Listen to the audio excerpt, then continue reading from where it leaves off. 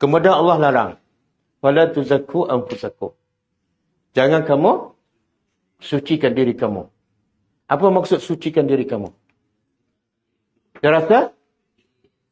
Okey, macam iblis. Ayat iblis macam mana? Iblis bersihkan diri, tapi ayat dia macam mana? Ana khairun. Aku lebih baik. Itu sucikan diri. Tapi sekarang, orang, dia tak kata ayat tu ayat iblis juga, tapi dia terbalikkan. Dia tak kata aku lebih baik. Dia kata kamu teruk. Bila dia kata kamu teruk, sebenarnya maksudnya apa? Sama dengan ayat iblis. Cuma dia terbalik je. Kamu teruk, kamu sesat. Aku lebih baik pada kamu lah. Boleh faham tak? Sebab tu jangan sekali-kali menuduh orang sesat. Bila kita tuduh orang sesat, kita mensucikan diri. Allah kata haram.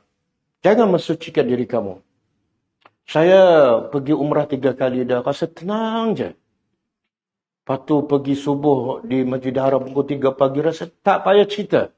Belum tentu ibadat kamu diterima. Kenapa nak cerita pada orang? Betul tak? Dan kamu buat kerana siapa?